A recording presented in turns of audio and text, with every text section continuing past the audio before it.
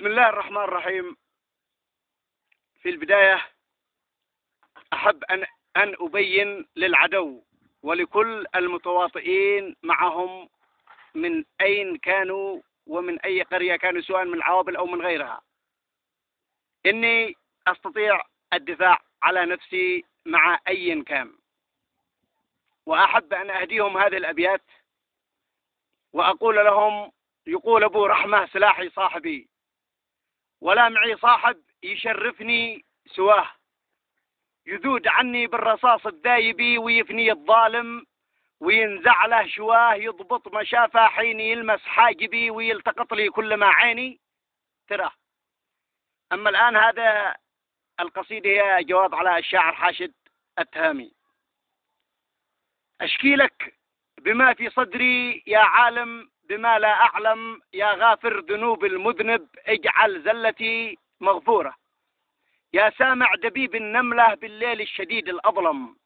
يا باسط لنا من فضلك نعمة طيبة مشكورة. قال العوبلي خو عادل: اسلم يا تهامي تسلم،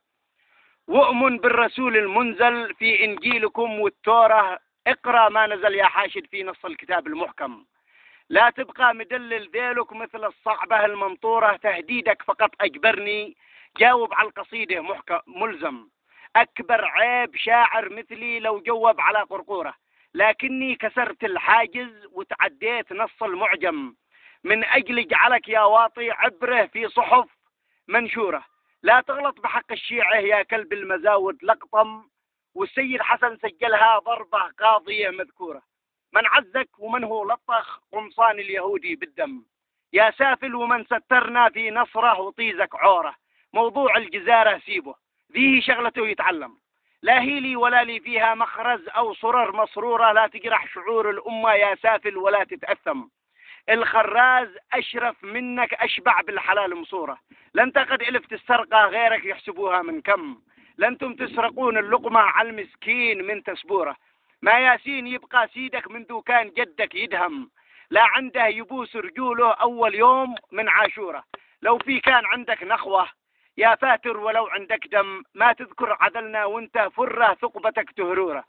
موضوع العدل أألمني رغم انه مزيف بالفم، لكنه صرعني لما دورني 11 دورة، لكن من يألم غيره لازم أجبره يتألم، واشرح له حقيقة مرة مكتوبة على سبورة، من هو دي أسن الدرجة والهيصة وفض الخاتم، ودعم مدرسة جنسية بالدبلوم والدكتورة، ماشي بالعوابل حالة ممزوجة بطعم السمسم، ماشي بنت فينا تمسي عذرة واصبحت مبقورة، يا ممحون هدد غيري يمكن فوقهم تتهنجم،